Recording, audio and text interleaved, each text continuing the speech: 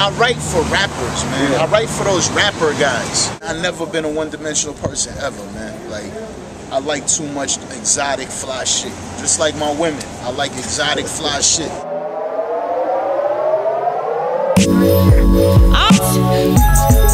Gotta find yourself.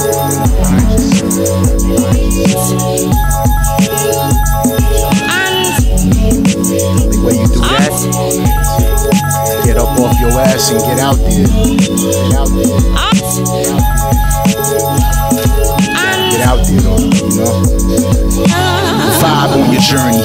Whether or not you think I'm live don't concern me. I ain't here to compete with them idols you worship. Look inside his inner eye, that's why he determined. Cause he's striving for perfect and gon' die with a purpose. Survive so it's worth it. Gotta watch the shine cause he liable to burn up. The fires is turned up. Go on blaze his trail from Hawaii to Europe and Hawaii. They circuits is a common occurrence. Really not no problems, just a mind at the service. Fly and he flies so he glide like he's surfing. Feel right at home while you guys is just tourists. Mind your endurance. Ghost ride the whip, hope you die with assurance. Straight guilty, surely they lied to the jury. Whatever kid, hope your lords have mercy. Yeah, I hope your Lord have mercy. I seen your kind before, you're not original. Never do what they say, they hypocritical. So typical, shake your hand and try to shit on you. It's worse when you really try to give them jewels. Life cyclical, the world is bitter cold. Get high off death, the devil sniff your soul. Try to tell them, they ain't trying to listen, yo. Mama's still praying to Obama to give her hope. So yo, we out here. Well, we out here, you know what I mean? We out here. We out here. With Mr. Machete Vision, you know what I mean? Came out with the joint, salute on that. That shit is gangster, you know what I mean? That joint is almost like a dang score to the movie of life, you know what I mean? The movie of life. And that's the thing, that's why, you know, when people putting out their music, it's just, y'all gonna put out what's hot for today or tomorrow, or put out what's hot in the clubs. Like, your whole thing sound like a score. Was that your idea or what? I mean, it's the same way I buy clothes, man. Like, if I buy something today, it might sit in the box in the closet for like 2 years. I might not rock that shit for like 2 years. I wanted to put the shit out last summer. It wasn't gonna take me long to write it. It's just catching up with no.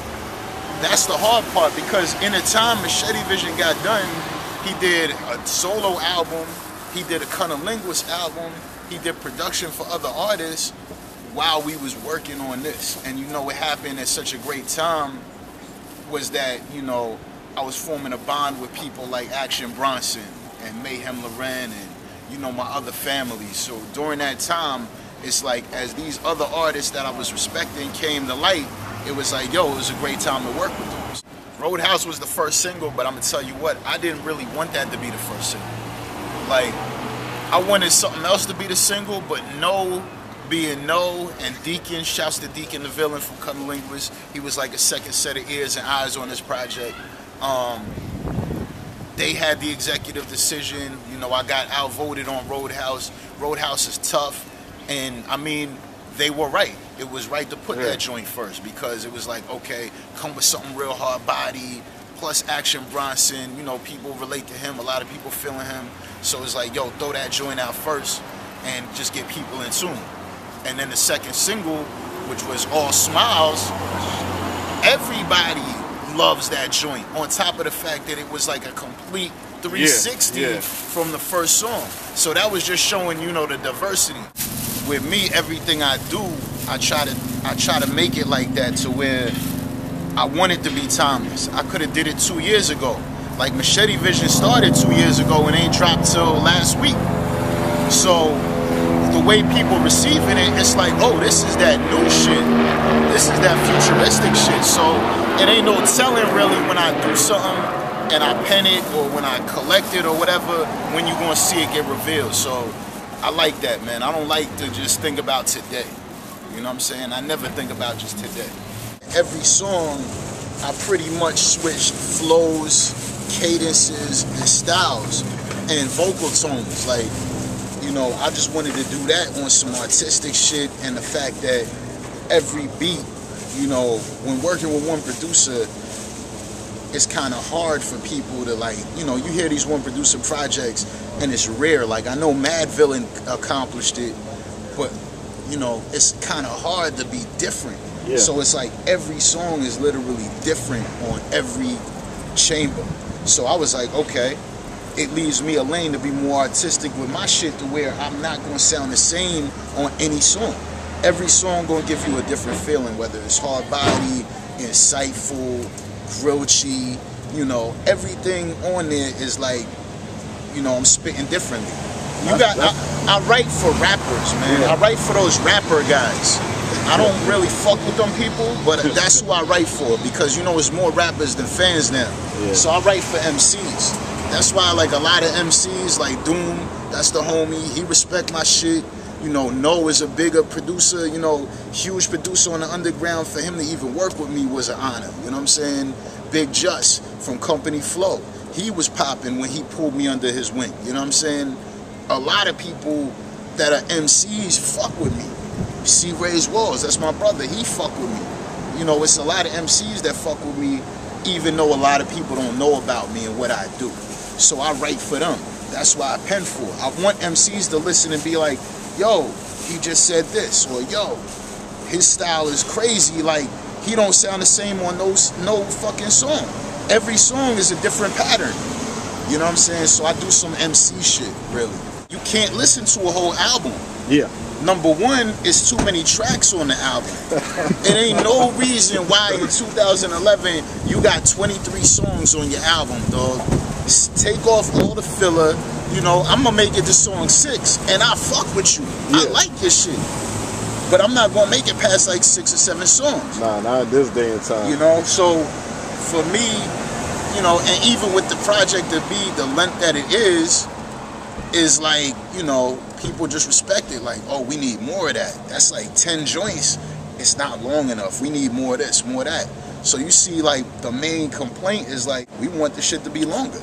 But that's the fly part, because when you listen to it, you don't feel shortchanged with the length of it, because it's variety of sounds and your flow, and it's like everything is unexpected. So when you get to the end, I'm like, dang, you know what I mean? That's it. You know what I mean? So that's the real fly part about it. The fly part too is the presentation.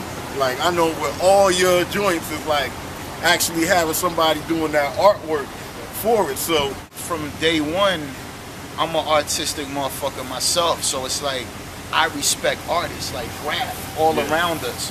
You know, from Philadelphia, originally born and raised. That's the home of the murals. And we got some of the illest graffiti writers ever. And so many styles. And many styles, them hand styles or whatever you want. So I grew up around that from birth, you know what I'm saying? So hip hop, my extension was like, I wanted to be an artist when I started out. Like, when I first started, I wanted to draw. But when I would draw Batman and all these motherfuckers and niggas and shit like that, I couldn't get the feet right. Like, I always had drawn the feet going down. That's the hardest part, the feet in the hand. Yeah, I could never get the feet down. So I was always nice with the poetry from real young. So I was like, yo, I could just draw with the words. So I make sure to still include the art on every project I do, because it's important. You know what I'm saying? It translates the message without the words. So when that comes together, you know, you get the visual and you hear the words, it comes together as a full package. I've never done a piece where it's just a picture of me on the cover. Yeah. Never. I've never released no record where it's just, yo, it's me, I'm on the cover. It's coming back around to that, because now you notice a lot of these big CDs or CDs, they got artwork on there.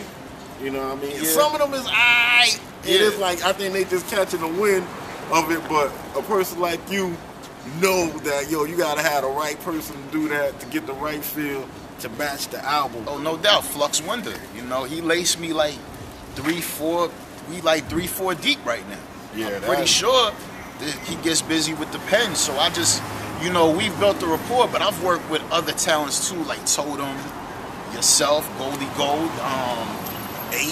H2O, Wonder, W. You know, I've worked with a lot of premier artists that get busy with that pen. I definitely, if nothing else, I could frame all the covers I've done and have them around the crib splashing. You know what I'm saying? Just because, you know, it stands on its own. And the art, I like to fuck with original, organic art. You know what I'm saying? That makes me push harder to make the music even harder. All of them fly heads back in the days, the ones was in the comic books and just their imagination instead of just talking about just straight up street stuff, you know what I mean? So, right. I mean, if you come from any hood, you've been around hustlers, you've hustled, that's petty shit. Everybody done sold a little dime bag of weed here and there, even if even if you just pointed somebody in the right direction. So I'm not gonna rap about that. It's something that another one of my mentors and friends of mine, Cool Keith, came from like one of the roughest projects in the Bronx and never rhymed about none of that shit. So I took that as a gem real early, where it was like, yo, there's other things we did. You know, we got up, we watched Saturday morning cartoons with that bowl of cereal. We would watch motherfucking wrestling and go out and suplex somebody. Yeah, 3 o'clock, watch drive-in theater. You know, Kung Fu theater. We watch Kung Fu theater, go out there and karate chop somebody.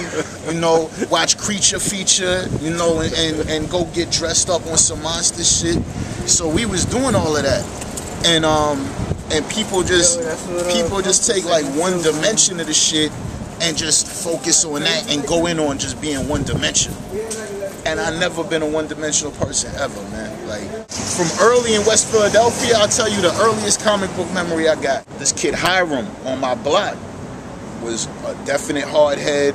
You know, people were scared of him. He was kind of like a bully, but he kind of took a liking to me. And he used to just bring me comic books, like a stack of comic books that he had stolen and shit from wherever he was getting them. Power Man, Iron Fist, Captain America, Spider-Man, shit like that.